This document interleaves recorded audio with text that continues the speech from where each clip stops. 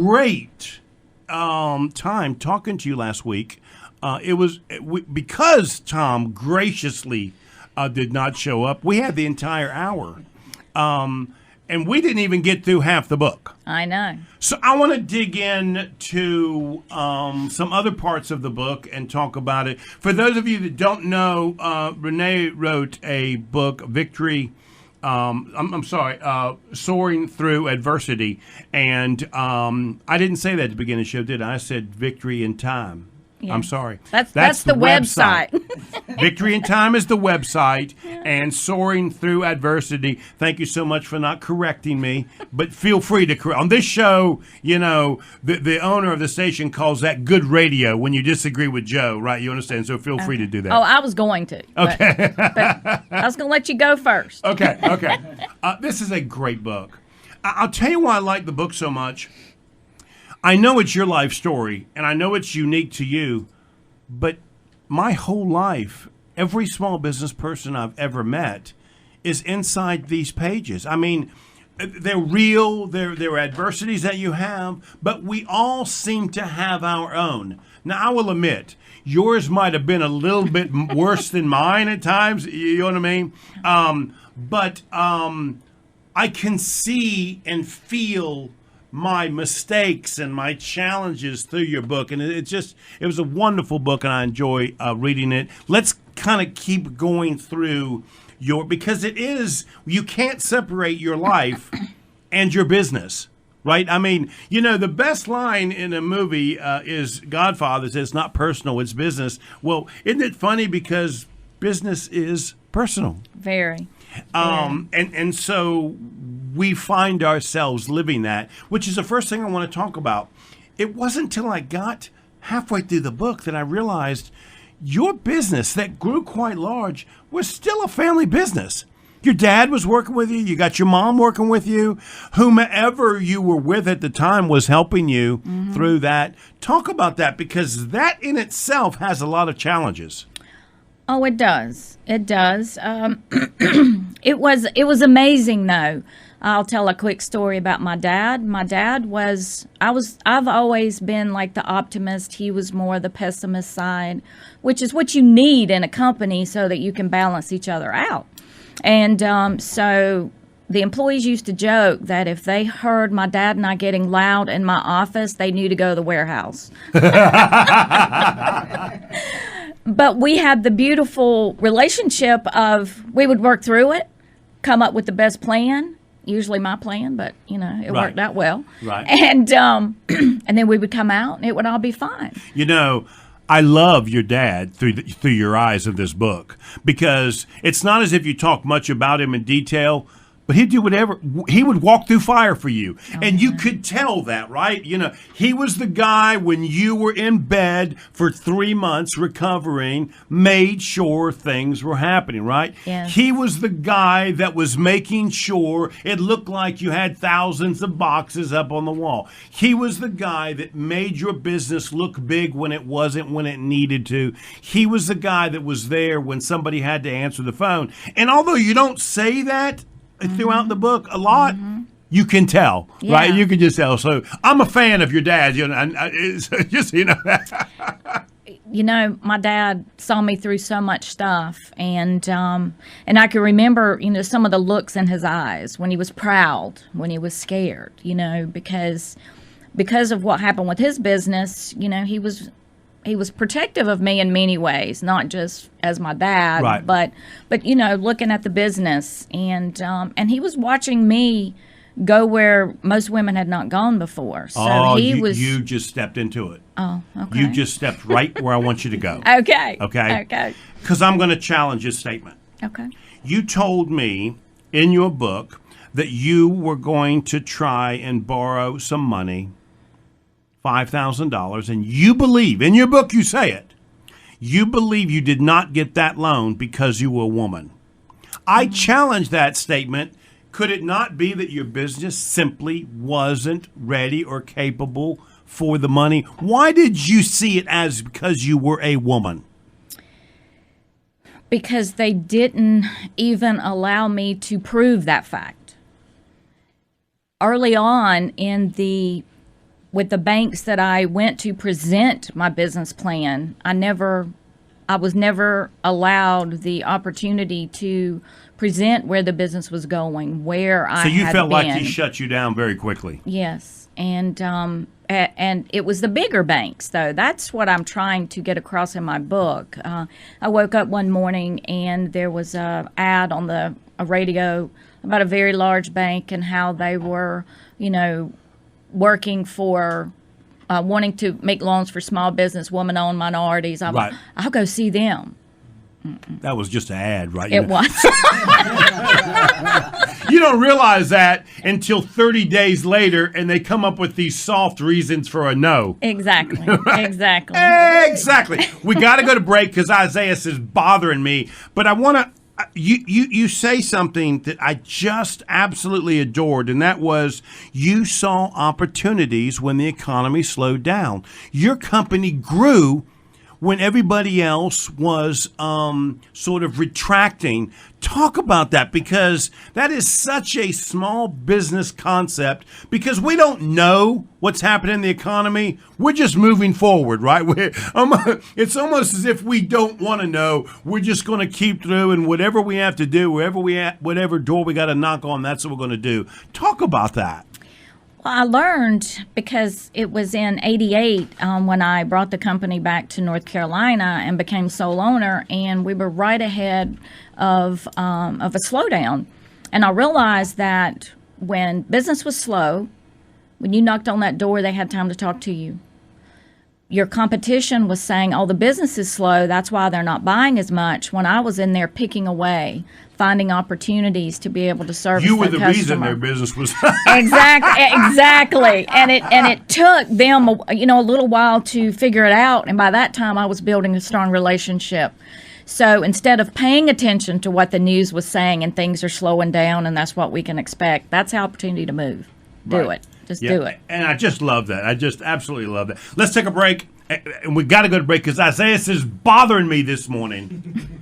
You are listening to Local Biz Now. I am Joe Vagnone. If it's Friday morning, I'm sipping on a cup of black powder coffee because it's delicious. We'll be right back. And we are back. You are listening to the #1 talk business show in all the villes. I mean, from Statesville all the way to Huntersville and all the towns in between. This is News Talk WSIC 105.9 FM, 100.7 FM, 1400 AM. I am Joe Vagnone. This is Local Biz Now. And if it's Friday morning, your business matters. And we thank you for tuning in. I am here with the author Soaring Through Adversity, Renee Breazeale. Thank you so much for being here. I really do appreciate it. Thank you for having me. You have a lot of notes in there. I enjoy reading your book. Oh, well, good. Thank you. I enjoyed it. It was exceptional. Thank you. And we're going to try and go through it a little bit. So one of the things about your book that was interesting to me, you got hurt. Mm-hmm. Fell off a ladder. You should have never been on it. Let me just be clear about that. Should not. Okay. And I know Daddy told you not to get on the ladder to begin with. No, at that point, there was no stopping me. I was going to get the job done. I believe. I was going to do it. I believe. You were also being audited, which, by the way, your same audit, I can't tell you how many sales tax audits on small businesses there are. It's thousands. I know that is like the #1 place they pierce and create problem for small business people. And what people don't understand, whenever there's a tax audit, no, you're not guilty. No, you're not a fraud. You honestly, just like you don't know. But the way they treat you is so horrible. It is so insulting. It's pure mistake. And most of the time, it is a small, minor number in most of these cases, because it's a retail-related challenge or problem, right? So you talking about that challenge, I could connect to. I could understand that. But on top of that, now you fall, and now you're in bed for 3 months. Yeah. Here's what I want to ask you. Did you have any idea that your company would still thrive while you were in bed for 3 months? I mean, you know how many businesses could not do that? I mean, you had already put some things in place that you probably, I don't know if you were aware of them or were not, but not being able to be in your business for 3 months and you being the key salesperson, that was a major challenge. Well, twofold. I was in a quality audit for a potential very huge customer. And he asked me point blank, Renee, what happens if you die? You know, that's not a question that you hear every day. Right. But it was so pointed to me that, oh my God, I did not have an answer for that. And that's what I had to say. You know, that's something I've clearly got to work on. So that's what I did. I put a plan in place, making sure everybody knew their positions, their job descriptions, all that. But the other, what a great favor he actually gave you. Oh, he did. It was a gift that he gave you. He did. I mean, it was absolutely amazing. And but also, my health, a lot of times, though my health was down from the accident, I found the ability to lay in that bed and make sales calls. So I called customers. You know, back then it was a fax machine, it was a phone. Right. I was able to conduct so much business from there while the people that were in place, the team at Victory Bolt was doing their job. I was actually growing the company by calling new potential customers. Growing the company while in bed. Exactly. It kept my mind busy, you know. And exactly. It was crazy. It was crazy. But also, I was able to call that customer and say, you know, you remember you asked me what would happen if I died. Right. And he said, I do. And I said, well, I guess you could ask me what happened if I broke my back. And he said, what? And I said, yes, 3 months ago I broke my back and you didn't even know it. So thank you. Interesting. Yeah. So now let's talk about something. This was like this wonderful moment in a movie, right? When I make a movie out of your life, right? This is going to be with a nice the sun starts to shine and the Rudy music is in the background. You know what I mean? And talk to me about how you felt when the client comes to you and says it's yours, the business is yours. I know that feeling, right? Like, you know. Because in business, there's so many hard times. There's so many negatives, right? I mean, and there's nobody to say, look what I did, or you know, or help you through these negatives. But when a moment like that comes, because it's so far between, talk about, this is a really large account. I think it was a military account that you got? No, it was a boat manufacturer. Okay. And they say, it's yours. Talk about that feeling. It's still just, you know. I mean, I can see the smile in your eyes when I say it. I know. Think about it because we worked so hard, you know. And what is so funny is Russ is in the book, and that's the person that said that to me. And I had watched him work all the way up in this corporation, and he was a tremendous mentor. And I don't know that he knew that at the time, but he was teaching me from the huge corporate standpoint. And he was the type of person that he said what he meant, and he meant what he said. And so that's why I put so much in the book about him, is because every small business needs customers just like that. And so when he read the book, and I got a nice feedback from him on it, he didn't know at the time that I had put empty boxes on the shelf and and brought in employees from next door to make us look like we had more employees. No. And so at that moment, you know, there'd been so much effort put into it. It was like, I've never felt so blessed in my life. And it put us on the next, took us to the next level. Okay. Now there's another moment in your book, which is right after this one, which is when you realize one of your clients absolutely stood behind you. You write in it, I don't know, let's see where this is. You say, I'm not sure if it was more, I was more thankful for this day or the day that I was awarded the contract. And it was when you realized you had a great relationship with a client. You know, a lot of times we don't know what that relationship is actually like. They had an opportunity to tell you. So talk about that, because that's almost as positive as being awarded the large contract. And which one are you referring to? Well, this is in. Let me see where this is. This is. I'm trying to find the chapter in the book. This is chapter 12, Victory, Sweet Victory, and you're talking about a long-term relationship with a client of yours, and you were talking with him, and the VP of purchasing called and said thank you for the call.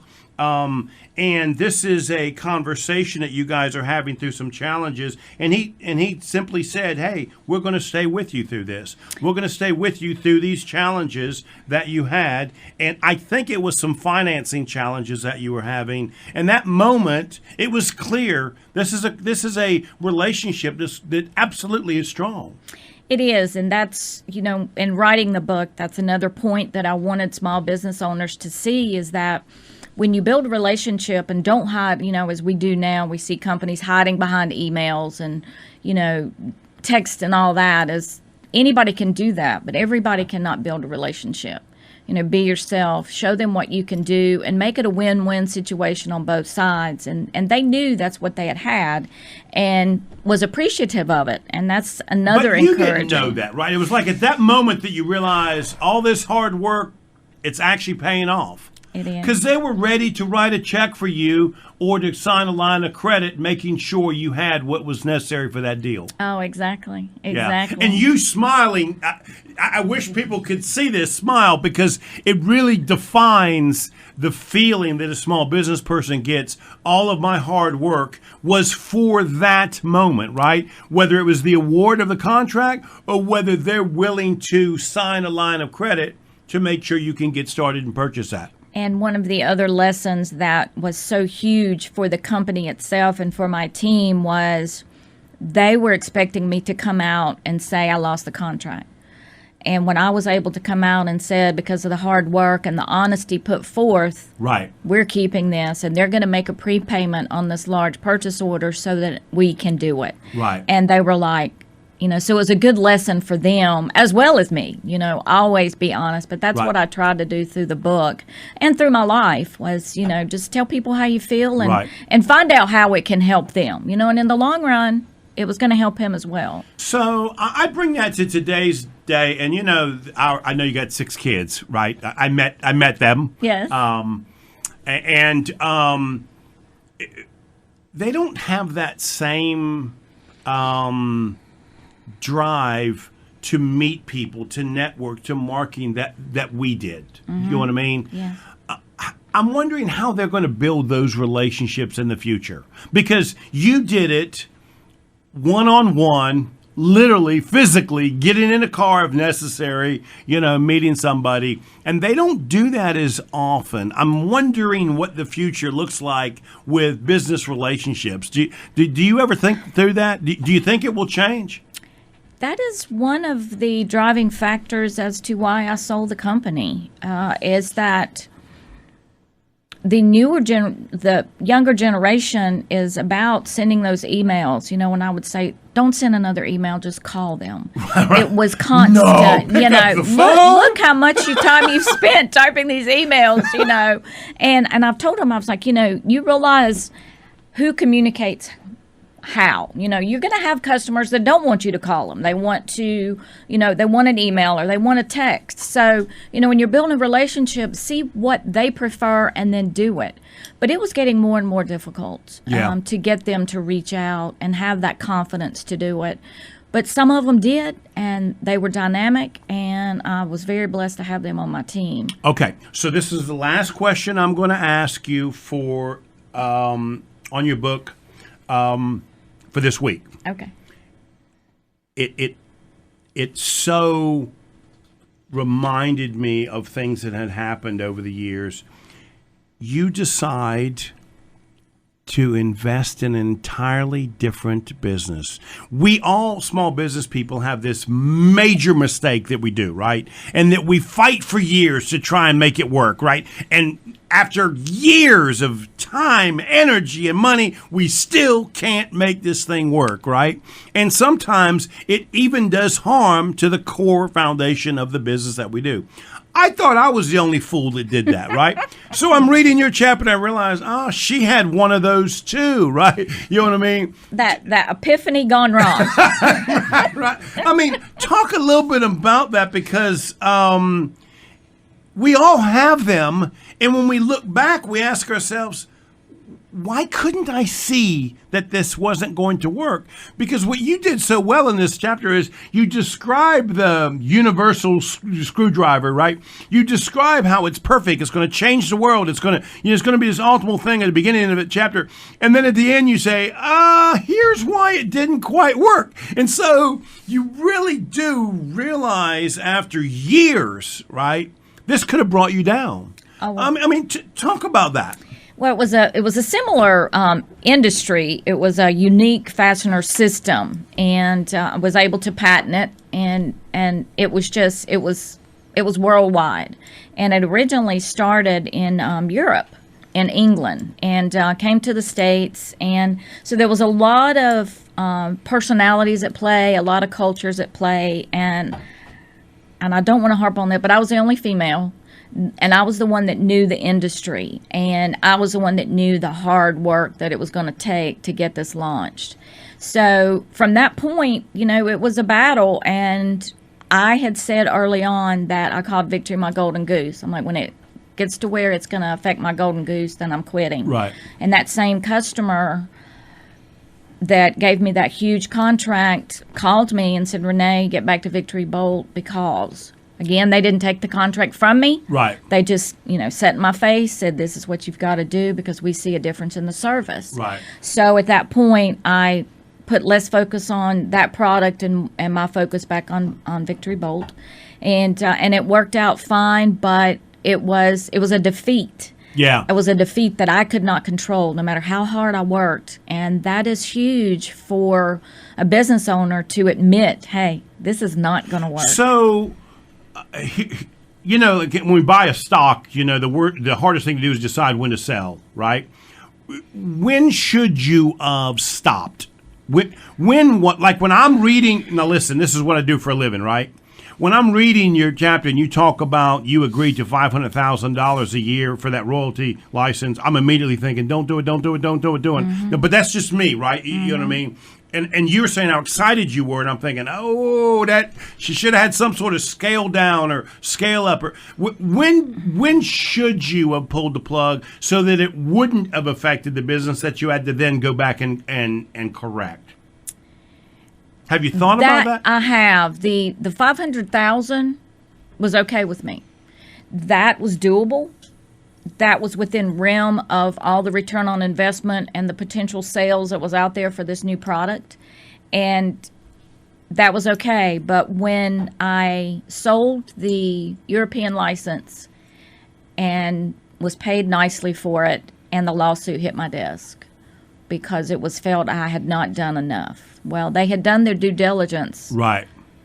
So that was their means of getting the money back out was Right. through lawsuits. And right then I should have quit. Right. I should have said, okay, I'm done, and just walked away. And then I would have walked away in the black instead of Right. the red. Right. So, yes, that was the moment. But with my personality, I was like, No, I'm going to fight. I'm going to fight this.